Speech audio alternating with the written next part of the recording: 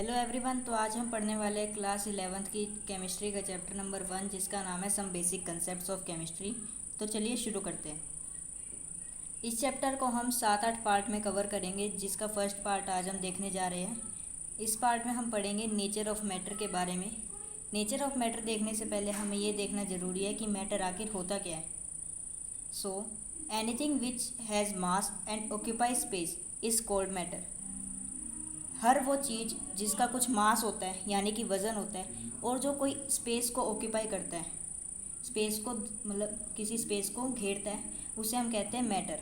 For example, ये notebook ने table का कुछ पार्ट घेर रखा है और इसका कुछ मास भी है, तो हम इस नोटबुक को कह सकते हैं एक मैटर है। इस हिसाब से टेबल का भी कुछ मास है और इसने भी ज़मीन का कुछ पार्ट घेर रखा है, कुछ स्पेस घेर रखी है, ऑक्यूपाई कर रखी है, तो टेबल भी एक मैटर है। हर चीज़ जो हम आसपास देख सकते हैं, फील कर सकते हैं, वो सब मैटर है। Example, pen, notebook, water, plants, animals, air etcetera. हर वो चीज़ जो आसपास आप देख सकते हैं, कर्टेंस हो गए, फैंस हो गए, पेंटिंग्स हो गई, क्लॉक हो गई, बल्ब हो गए, हर वो चीज़। आपका मोबाइल फ़ोन भी एक मैटर है।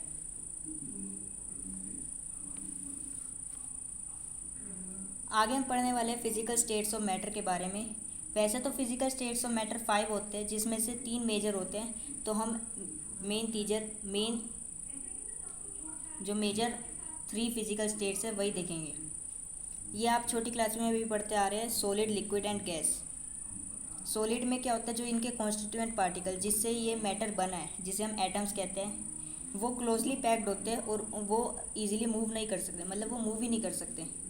लिक्विड में देखेंगे तो वो थोड़े लूजली पैक्ड होते हैं और वो आसपास थोड़ा मूव कर सकते हैं, लेकिन और गैस में तो बहुत ज़्यादा लूज़ होते हैं और वो आराम से मूव कर सकते हैं। ये आपने छोटी क्लासेस में भी अपनी बुक में ये डायग्राम देखे होंगे। सो सॉलिड के बारे में हम पहले पढ़ेंगे। कॉन्स्टिट्यूएंट पार्टिकल्स, जिसे हम एटम्स कहते हैं, of solid. Atoms of solid are held very close to each other in an orderly fashion. मतलब एक फिक्स्ड तरीके से जो एटम्स होते हैं सॉलिड के, वो हेल्ड होते हैं, मतलब पकड़ रखा होता है एक दूसरे को कस के और एकदम पास और and there is not much freedom of movement. और वो जो उनके एटम्स होते हैं वो ईजिली मूव नहीं कर सकते। फॉर एग्ज़ाम्पल, ये जो पेज है इसके पार्टिकल्स बहुत ज़्यादा क्लोजली पैक्ड है, इसलिए वो जैसे हम इस पेज की मूवमेंट, मतलब इस पेज के अंदर की मूवमेंट नहीं करवा सकते। इसके बाद हम देखते हैं liquid. Constituent particles of liquid are held close to each other. उनके जो पार्टिकल्स होते हैं, जो एटम्स होते हैं लिक्विड के, वो पास तो होते हैं लेकिन वो मूव कर सकते हैं। सॉलिड में क्या है, वो मूव नहीं कर सकते, लेकिन इसमें क्या है, जो उनके कॉन्स्टिट्यूएंट पार्टिकल्स हैं वो ईजी मतलब आसपास मूव कर सकते हैं। बल्कि अब नेक्स्ट हम गैस देखेंगे, उसमें जो कॉन्स्टिट्यूएंट पार्टिकल्स यानी कि जो एटम्स होते हैं गैस के, वो क्लोज टू ईच अदर होते ही नहीं है और वो इजीली मूव कर सकते हैं। फॉर एग्जांपल, हमारे एनवायरनमेंट में एयर जो कहीं इजीली मूव कर सकती है, दूर दूर उनके पार्टिकल्स हैं। सॉलिड में डेफिनेट वॉल्यूम होता है, जो मान लो नोटबुक की जो वॉल्यूम है वो फिक्स रहेगी, जिसको हम चेंज नहीं कर सकते, और डेफिनेट शेप भी रहेगी। मतलब कोई ये टेबल है, अब इसकी शेप तो फिक्स रहेगी, कोई इजीली तो चेंज नहीं कर सकते, कुछ फोर्स या प्रेशर अप्लाई करना पड़ेगा जिससे चेंज कर सकते हैं, मतलब वो अपने आप नहीं हो सकती चेंज। लिक्विड में क्या है, डेफिनेट वॉल्यूम है। फॉर एग्जांपल, आपने एक गिलास पानी लिया जिसे आपने एक बीकर में डाला, तो पानी की वॉल्यूम तो इक्वल रहेगी, लेकिन जो शेप है वो चेंज हो जाएगी। So definite volume but not definite shape. Gas में क्या है, इनडेफिनेट वॉल्यूम है। हमारे आसपास की इन्वायरमेंट जो एयर है, जो एक गैस का ही एग्जांपल है, उसमें उसकी कोई फिक्स्ड वॉल्यूम नहीं है, वो घट भी सकती है, बढ़ भी सकती है, और कोई शेप भी नहीं है, डेफिनेट शेप। फॉर एग्जांपल, आप एक बीकर में भी देखेंगे उसमें भी हवा है, और एक दूसरे शेप के बीकर में देखेंगे उसमें भी शेप मतलब हवा है, तो कोई फिक्स शेप नहीं है एयर यानी कि गैस। जो कॉन्स्टिट्यूएंट पार्टिकल्स होते हैं मैटर के, उसे हम एटम्स कहते हैं, जो हमने अभी पहले ही बता दिया था। जो फिजिकल स्टेट्स होती है मैटर की वो इंटर कन्वर्टिबल होती हैं, मतलब सॉलिड से गैस, सॉलिड से लिक्विड, लिक्विड से गैस, लिक्विड से सॉलिड, आपस में इंटर कन्वर्टिबल है, मतलब एक स्टेट से दूसरे स्टेट में जाया जा सकता है by changing the condition of temperature and pressure, उनके ऊपर जो टेम्परेचर और प्रेशर है उसको चेंज करके। अब हम यहाँ पर मेथड्स देखेंगे कि कैसे किस सॉलिड से लिक्विड, लिक्विड से गैस, आपस में कैसे इन्हें चेंज किया जा सकता है। अब आपको सॉलिड है कोई, मान लो आइस है, अब उसे लिक्विड करना है तो कैसे करोगे? मेल्ट करके। और अब मान लो कोई लिक्विड है, मान लो आपके पास पानी है, अब उसे आपको आइस में कन्वर्ट करना है यानी कि सॉलिड में, तो आप क्या करोगे? फ्रीज करोगे। The process of converting solid to liquid is known as melting, और जो उनका वाइस वर्सा है उसे कहते हैं फ्रीजिंग। अब यहाँ लिक्विड से गैस देखिए, लिक्विड में मान लो वाटर है आपके पास और उसे गैस यानी कि उसे वाटर वेपर में बनाना है, तो आप क्या करोगे? उसे बॉईल करोगे। और मान लो आपके पास गैस है, वाटर वेपर्स है, जो जब आप वो कुकर में जब सब्जी बनती है उसके बाद जो आप ढक्कन हटाते हो तो उसके ऊपर पानी होता है, वो क्या होता है? जो गैस होती है वो लिक्विड में कन्वर्ट हो जाती है। किस प्रोसेस से? कंडेंसेशन और इवेपोरेशन आपने छोटी क्लासेस में भी पढ़ा होगा। वाटर से वाटर वेपर को हम इवेपोरेशन कहते हैं और वाटर वेपर से वाटर में चेंज होने को कंडेंसेशन कहते हैं। अब सॉलिड से गैस में कन्वर्ट करना है, ना कि लिक्विड में। अब सीधा सॉलिड से गैस में करना होता है तो उसे सब्लिमेशन कहते हैं। फॉर एग्जांपल, आपने एक अगरबत्ती जलाई जो कि सॉलिड है, अब आपने उसे जलाया तो वो सीधा कैसे ख़त्म हो रही है? वो सीधा गैसियस फॉर्म में ख़त्म हो रही है, तो कोई लिक्विड में कन्वर्ट नहीं हुई, तो इस प्रोसेस को हम कहते हैं सब्लिमेशन। और जो इसका उल्टा होता है उसे हम डिपोजिशन कहते हैं। ये वैसे हम क्लास 9th में पढ़ते हैं, लेकिन इस चैप्टर में फिर से दे रखा है तो हमें फिर से पढ़ने की इसे ज़रूरत है। नेक्स्ट टॉपिक है क्लासिफिकेशन ऑफ मैटर। मैटर को हम किस प्रकार से क्लासीफाई कर सकते हैं? मैटर को इम्प्योर सब्सटेंसेस और प्योर सब्सटेंसेस में क्लासीफाई कर सकते हैं। इम्प्योर सब्सटेंसेस को हम मिक्सचर भी बोलते हैं और प्योर सब्सटेंसेस जो मतलब पढ़ेंगे अभी। प्योर सब्सटेंसेस में जो ब्रांचेस होती है उसमें एलिमेंट्स होते हैं और कंपाउंड्स होते हैं, और जो इम्प्योर सब्सटेंसेस या मिक्सचर में होते हैं उसमें होमोजेनस मिक्सचर और हेट्रोजेनस मिक्सचर। तो अब हम एक एक करके सबके बारे में डिटेल में पढ़ते हैं।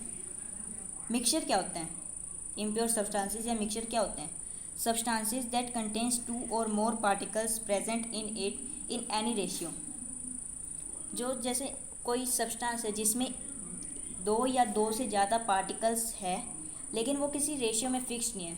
इन एनी रेशियो, किसी भी रेशियो में हो सकते हैं। फॉर एग्जांपल, दाल चावल आप सब ने खाए ही होंगे।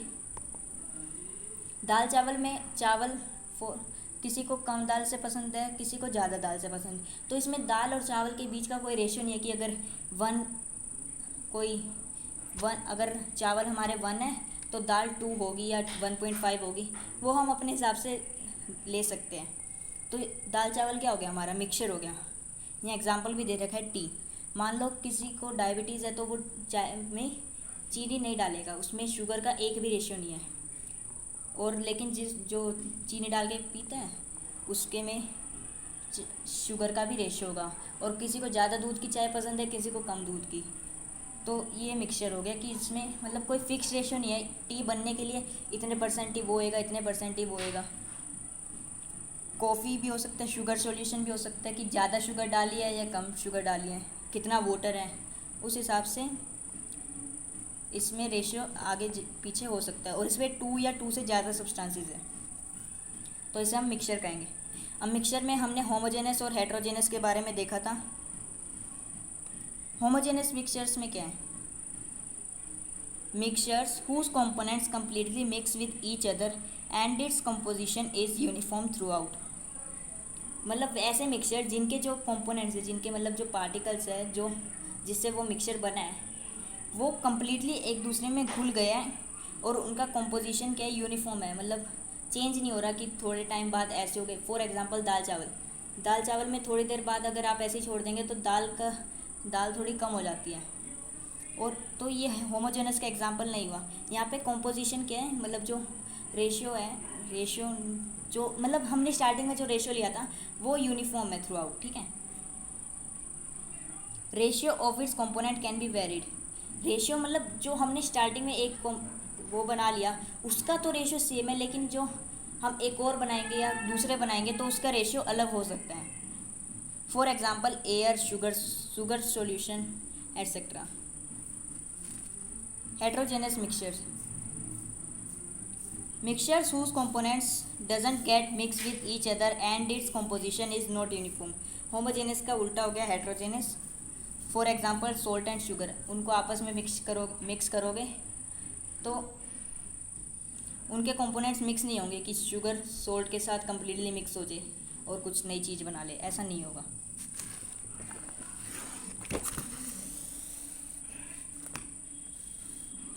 Grain and pulses mixed with some dirt. कोई जैसे गेहूँ और पल्सेस को मिक्स कर देंगे और उसके साथ कुछ डर्ट भी होगी, तो ये भी एक हेट्रोजेनस मिक्सचर का एग्जांपल है। ज़रूरी नहीं है कि मिक्सचर हमेशा लिक्विड ही हो, सॉलिड भी हो सकते हैं, गैस भी हो सकते हैं। अब आपने क्लासिफिकेशन में मिक्सचर, होमोजेनस और हेट्रोजेनस के बारे में देख लिया। अब दूसरी जो राइट साइड में ब्रांच थी उसमें देखते हैं प्योर सब्सटेंसेस क्या होते हैं। Substances that have fixed composition यानी कि ratio of its component and can not be separated by simple physical methods. Pure substances वो होते हैं जिनमें सब्सटेंस जो इनके कंपोनेंट्स होते हैं वो फिक्स्ड रेशियो में पार्ट लेते हैं। फॉर एग्जांपल आपका वाटर है, उसमें हमेशा 2 हाइड्रोजन और 1 ऑक्सीजन ही पार्ट लेंगे और उनका रेशियो क्या होगा, 1:8 होगा। तो ये प्योर सब्सटेंस हुआ, फिक्स्ड रेशियो है।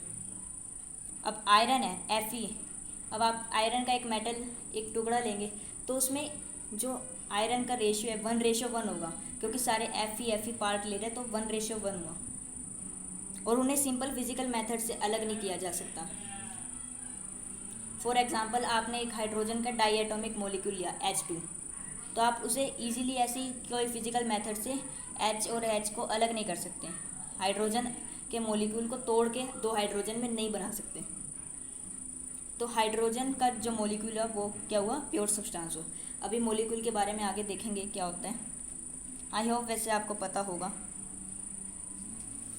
For example iron, copper, glucose, water etcetera pure substance के एग्जांपल्स। एलिमेंट्स क्या होते हैं, elements refers to the substances that are made up of only one type of particles. For example iron metal मतलब elements क्या होते हैं, 2 substances जो किसी एक ही टाइप के पार्टिकल से बने हो। जैसे आयरन में क्या है, Fe पार्टिकल ही है, सारे क्या जो उसके सारे एटम्स या मॉलिक्यूल्स होंगे वो सब Fe होंगे। कंपाउंड्स में क्या होते हैं, उसमें एक से ज़्यादा क्या हो सकते हैं, पार्टिकल्स होते हैं, लेकिन वो फिक्स रेशियो में होते हैं। मिक्सचर में क्या होता है, 2 और 2 से ज़्यादा पार्टिकल्स होते हैं लेकिन उनका कोई फिक्स रेशियो नहीं होता।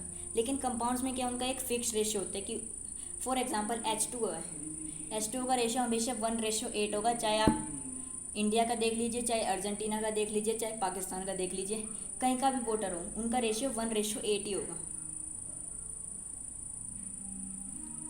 एग्जाम्पल दे रखा है वाटर, अमोनिया जिसका फॉर्मूला होता है NH3। अब उसमें N और H3 जो है वो एक फिक्स रेशियो में ही पार्ट लेंगे एटसेट्रा। अब लास्ट पार्ट आ गया इस टॉपिक का। ये वीडियो छोटा सा ही बना है, सही है, जल्दी चैप्टर ख़त्म होगा। Atoms and molecules. Element is made up of only one type of atom, जो हम पहले देख चुके हैं। कॉम्बिनेशन जो होता है एटम्स का या ग्रुप होता है जो एटम्स का, उसे हम मॉलिक्यूल कहते हैं। जैसे यहाँ एक एटम और एक एटम ने एक मॉलिक्यूल बना दिया 2 एटम्स का, तो मतलब जो ग्रुप होता है एटम्स का उसी को हम मॉलिक्यूल कहते हैं। मॉलिक्यूल ऑफ एन एलिमेंट क्या होता है, जब एक ही टाइप के जो एटम्स होते हैं वो कंबाइन करते हैं एक मॉलिक्यूल को फॉर्म करने के लिए, it is known as molecule of an element. When atom of only one type combine to form molecule, it is known as molecule of an element. For example, hydrogen का एक atom और hydrogen का दूसरा atom आपस में combine करते हैं और एक H2 मॉलिक्यूल बनाते हैं, तो इसमें एक ही टाइप का पार्टिकल है जो कि है H, तो ये मॉलिक्यूल ऑफ एन एलिमेंट हो गया।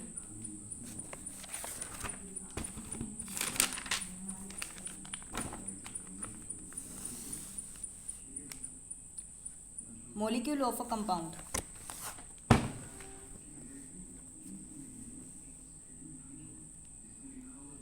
कंपाउंड के मोलिक्यूल का क्या मतलब होता है? When two or more atoms of different elements combine to form a molecule it is known as molecule of a compound. जब डिफरेंट एलिमेंट्स के टू या ज़्यादा एटम्स आपस में कंबाइन करते हैं एक मोलिक्यूल को फॉर्म करने के लिए, उसे हम कहते हैं मोलिक्यूल ऑफ अ कंपाउंड। जैसे यहाँ दो हाइड्रोजन, जो एक एलिमेंट के दो एटम्स हो गए हाइड्रोजन, और एक एलिमेंट और एक एटम हो गया दूसरे एलिमेंट का जो है ऑक्सीजन, तो वो आपस में कंबाइन करके एक मोलिक्यूल बना रहे H2O। तो ये मोलिक्यूल ऑफ अ कंपाउंड हो गया। इस हिसाब से CO2 भी है, एक कार्बन का एटम और दो ऑक्सीजन के एटम ने एक मॉलिक्यूल बनाया CO2। तो ये टॉपिक यहीं तक था। आई होप आपको समझ आ गया होगा। वैसे ये बेसिक सबको ही पता रहते हैं, लेकिन कोई 9th-10th में इतना सीरियसली नहीं पढ़ा होता या जिसका इतना दिमाग नहीं चलता और वो भूल गया हो, तो उसके लिए ये वीडियो हेल्पफुल है। बाकी NCERT में भी गिवन है तो कवर तो कराना ही था। तो आई होप आपको समझ आ गया होगा। ये जो टॉपिक 2 है ये अगले वीडियो में हम डिस्कस करेंगे। इस वीडियो में डिस्कस करते तो ज़्यादा लंबी वीडियो हो जाती, फिर कुछ फ़ायदा नहीं है उसका, आपको बोरिंग लगता, इसलिए ये यहीं तक था। तो आज के लिए टाटा बाय बाय, जय हिंद जय भारत।